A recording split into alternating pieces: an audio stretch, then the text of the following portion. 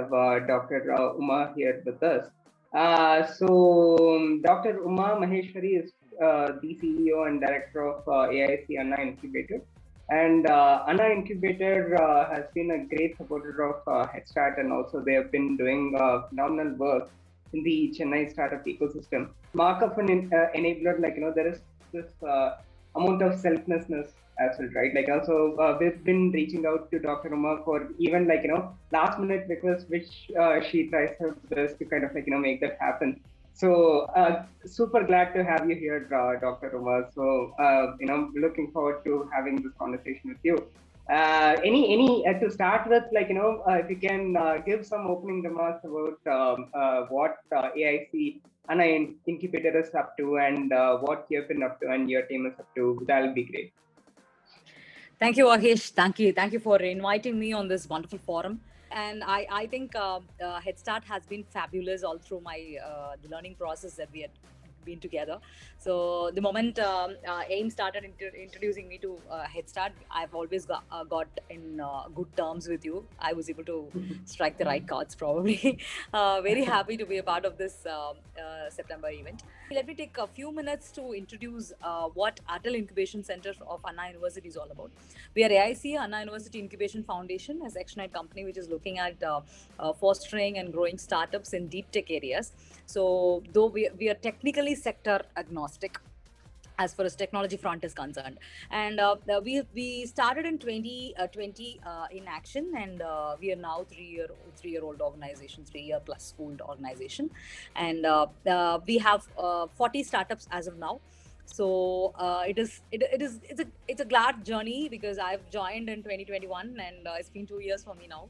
So we are 40 startups, most of the startups spanning in the domains of IoT, robotics, space tech, EV, electric vehicle and mobility, and also the sustainability and clean tech. So looking at this kind of startups, what we have felt is we have completely aligned the program, or the incubation program, in such a way that it meets the requirements of startups. We don't have a specific tailor-made program. Rather, we talk to the startups, we understand the requirements, and we make a customized or a personalized program for every startup. So that's how usually we run. We've not thrown any generic programs, especially for some related to this pitch tech development and all. So exceptionally, those sessions would be very, very generalistic and common. But if you look at other mentorship or any acceleration, we would divide them, segregate them in such a way that it is given to their specific needs. And also, I would proudly say that more than 70% of the startups are women co-founded, women-led in AIC Anna University. So that's one of the biggest, mark milestone that we have achieved. I don't know how it happened. We didn't even do any special promo for that, but then it all happened. So happy to share that as well. Yeah. So super. Amazing note to start with, Dr. Uma. Thanks so much for sharing that. Right. So it's pretty interesting. So when I was preparing my questions, I was wanting to ask you the type of programs that you run. Right. It is very interesting to know that you tailor make the programs for let's say a particular set of cohort. Right. So can you highlight some programs that you have done, and these impact or the success stories that came with it? If you can highlight a couple of examples like this, that would be great. Yeah. So I would say that I wanted to take a couple of examples and tell you this is what we have done for the startups. Usually when startups come and apply for incubation, we will take a couple of minutes to sit with them to understand. Earlier, it was pre-incubation followed by a screening committee. That's what usually the process used to be, and I've done it also. But following that screening, we also sit with the startup to understand what is their expectation. Because it's so, some cases, I've also been in the ecosystem for quite some time. I always feel that there is some misunderstanding or kind of some kind of an unfavorable feeling between the startup and incubator if they are not able to actually meet the requirements. If the incubators are not able to meet the requirements and the necessities of a startup. So I don't want to have, wanted such kind of condition to happen inside my incubator. So always I want to sit with the startups to understand what are they up to, what do they really expect from the incubation program. So some startups, most of the startups, when we initially, what happened is, like, I'll also tell this interesting story. We used to align a lot of programs. But the Vagish, the attendance part of the program was really, really disgusting, that I don't even see some 5 or 6 startups in the program. But why would we put all the efforts in building such program when we couldn't see the kind of traction that we wanted from the startups, the interest and the traction? So one side, it is a waste of money and time and also efforts. So I wanted to put this into a very, very acceptable situation. So I wanted to talk to the startup. So this is how it all started. I proposed a model where we sit with the startup, we ask them a kind of expectation list from them, and we also validate it with the help of our ecosystem partners, ecosystem enablement. If some startups comes and asks me that I need pre-seed, and I want network connectivity, go to market, technical mentorship. So let them list out all those that they want. Some startups doesn't want technical mentorship. Then there is no point in me pulling in a technical mentorship, right?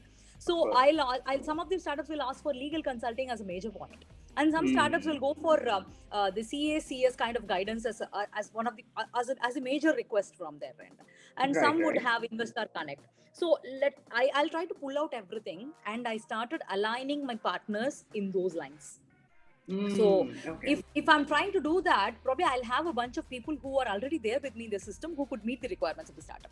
So it was very easy for me to map and work. And that's how it all started. For example, when a startup by name D-Stratum Solutions came in, it was they came from they were pursuing their doctoral program in IIT Madras.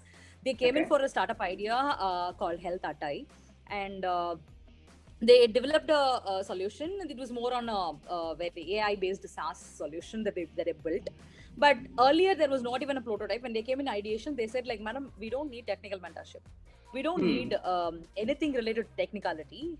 We need system, a specific configuration of system, and we need interns. We need the validation kind of mentorship, validation business mentorship. validation. And we also needed, they also needed due diligence related guidance. Got it. So we exactly provided that. And now they're one of the first cohort of startups who were picked up for equity funding by Tamil Nadu government, state government. So when this thing happened, it was really, really happy for all of us, because we were able to pull out the line. We know it takes a lot of time, energy and effort, and you can't see numbers in this process. We can't say like we'll grow 100 startups in a year or 6 months. I'll grow 200 startups. No, we can't achieve that number, but definitely you can pull in quality startups. So after me working on those lines and pulling as per the requirement, I always tell my startups, only crying baby will get milk. So you tell me what you want. Whenever you want, you tell me a week ahead of, I want this access, I want this, that. I'll be able to pull it out. Similar way, when Space Kids India, Space Kids India is a very known, renowned startup, in terms of satellite launching. They were the one who launched the Azadi Sat.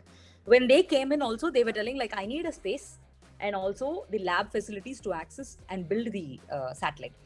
So this was the two requirements. And I took it in a very right way. They don't want any mentorship. They don't want any investment people, nothing. They wanted only these two. They needed a satellite building space and also lab access inside an university. I provided only these two things. And they were able to launch 2 satellites from my from the incubator, from my support provided. And then they said they got graduated. So this is the purpose of the incubation, and it got solved, and they got graduated. They were able to raise funds for their next commercial satellites, and they went out. So this kind of understanding is very much needed. And so it helped us groom startups in a better way. Now I could see in the number of 40 startups, I would say like 26 startups have raised grants, taken grants. And also like all of them, most of them are those who are not taken also have gone into positive note. We are waiting for the results. So this gives a quality startup and also a quality ecosystem for us to work on. And I don't know, the first 4 startups which came in were women.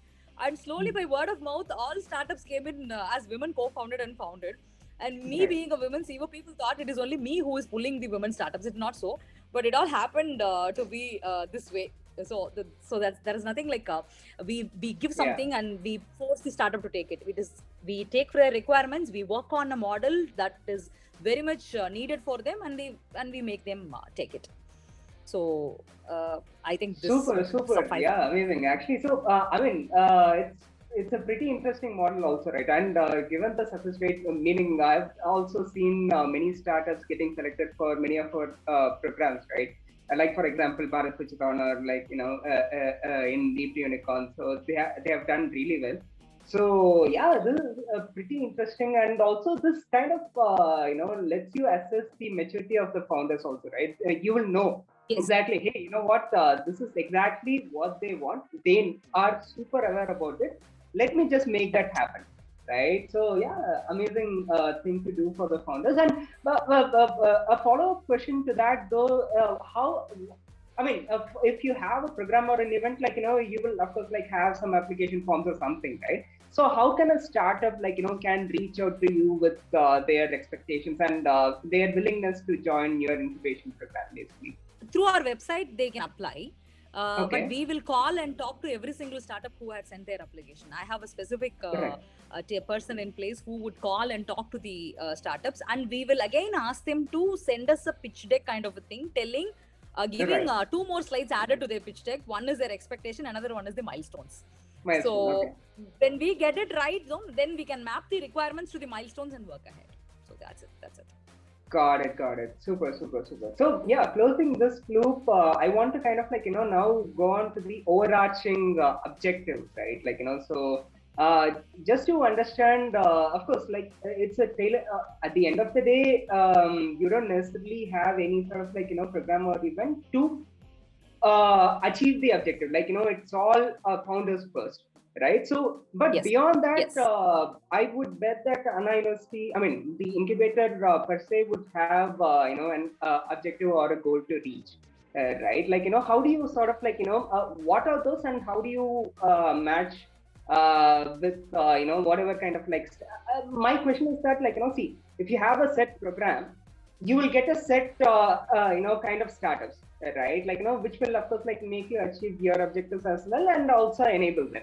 So when it is tailor-made, how do you stitch between these two things? Yeah, one end, I would say there are two scenarios here. First, when I came in, there was only one cohort with 7 startups. So that was the first set of startups. Only 7 were taken for incubation, and that is how we started the journey. And slowly, what happened was we did lot of outreach programs, ideations, hackathons, and all. But the quality of the idea that we got, they were much lesser. And if you look at the commercialization aspect of it, then I don't find more connect. So even the mentor panel felt the same thing. You call people, and when they have a different perspective of they just see this ideathons, hackathons, what we do as a competition, and not a startup ideation process. So it was not taken well, and the structure and the ecosystem was little different when compared to that of a matured ecosystem. So the student startups that we were trying to build inside your university or an institution structure didn't work out, because one is that it is a state government institution, very creamy students come in, but they are very good in academics. All they have is a barrier in terms of social and economic conditions. So all they want is to get out with a job than going for a startup life. Got it. The second thing was when we were trying to build student startups, the maturity of the entrepreneurs, the expected maturity of the entrepreneurs didn't turn out well. So these are the real ground time scenarios I'm sharing with you, Vagesh. I don't know how it is happening in other universities and institutions. It is they have their priorities right. They have been preparing themselves for a good job. And that's how things happen to them also. They don't think a startup way. So what happened was in spite of we going for outreach programs, doing a lot of idea generation camps, activities, boot camps, the quality of ideas that had the commercialization aspect was very less. So what we did was we started doing a lot of networking meets than going for the idea generation meets. When we started having networking meets, we started pulling in all kind of startups. It's not just tech startups. We started pulling in all kind of startups from other places as well across Tamil Nadu. And we gave a huge alert to all the colleges, affiliated colleges of Anna University, telling like, we are an incubation center of Anna University, and if you are interested, you can also be part of us, and we will power your e-cell. That's inactive for quite some time. So when this started, we could see the general inquiries or walk-ins inside Anna University started going up. Oh, awesome. Without any efforts. Without any efforts. Only the networking meetings that we were talking, the way that we build things out and how we communicate. We started doing radio shows. All India radio shows. These were also done earlier. I just want to share everything with the transparent mode. We did out All India radio shows. So people hearing from every single, I have never believed that people are listening to radios at all, Vagesh. But nowadays, after doing this kind of initiatives, I got calls, specific walk-ins, specific letters to me, emails, all those started coming in, which was able to, which were all meeting the pipeline requirement that I had. Got it. So once we started doing the social media interaction with the startups, and I got some beautiful startups in the first, second, third cohorts. So all started growing up very well as far as the product development is concerned on the other one side, and networking and fundraising on the other side. So it all happened, and one or the other way they started tagging and moving ahead. So what happened is I didn't call for any cohort as of now, but every month I get 40 to 50 inquiries in the website. Super. Yeah. So my pipeline is met. Exactly. Yeah. I was just about to say that, this is something we at Headstart can also, learn from, right? So amazing. So, since, these are all walk-ins and you do entertain so many startups, pitching their ideas to you, can you highlight some ideas which were kind of out there, but, the founders were super awesome, and with the right support, they can actually make it happen. So of course, you don't get crazy ideas, but in that craziness, you would have found some brilliance, right? So any sort of examples like that? One thing was when a lady by name Subhatra, she runs a startup called Lateral ESP, Energy Solution Providers. So she came in from Somalia. Actually, she was working in Somalia, and she resigned her job and she came here. Initially, she started her career in ISRO, and then she went to some African countries for power generation and all energy-related profession. So she came back from Somalia after COVID, telling she has an idea of building a different battery solution. Usually, all batteries used to be in lithium, right? So the source of lithium is very less. And so there is a chance that we may lose the raw material required for lithium batteries. And so we would like to test sodium instead of lithium. Okay. It sounded so crazy to me in the beginning. I'm so sorry, even Subhatra knows that. But now if I talk, but I trusted the confidence that she had in pitching, that she would make it happen. And also, I don't generally judge startups initially. I'll give them 3 months time. If they can build a prototype or a crappy product to show that they're going in right direction, I'm not going to sign incubation agreement with them. Okay. So I'll just give them space. I'll give them lab access. I'll call that as pre-incubation. Let them go ahead with the solution building. So once their crappy product is done, they can showcase it to the mentor team and the technical team that I have for validation. And if they say that it is good, then we will include. So this is the kind of structure that we went inside Subhatra's innovation also. But you will not believe me, she came out with the coin cells in the 4th month. Okay. And after that, she came up with the normal, AA size batteries in 8th month. Now she's testing her products in US. So it all happened, but it sounded like a crazy idea to me in the beginning. And we all had a couple of meetings, even when we went out and pitched for some grants, it was all no, you have to do validation. But after we getting into different kinds of validation, we found that this is a workable idea. And now she is the most sought one as far as my investors panel is concerned. This is one example that I would say. Yeah. Very crazy. I've met them actually, so. And you know what? The sodium raw material, it is plenty around us because we have seawater all around, right? So sodium's energy source of sodium is very high. So you can think of the cheap price that her battery would offer to anybody who would like to take battery solutions, right? So lithium is costly. Right. So she's able to pull down the price to 1/3 of the price level of lithium battery. So that sounded very crazy to me in the beginning, but then it worked. Now there are a lot of firms that she is working out with as well. Got it. So if you would like to highlight the 3 top things that AIC Anna University gives to the startups, right, which is pretty unique to the ecosystem, and also for example the tailor-made sort of programs.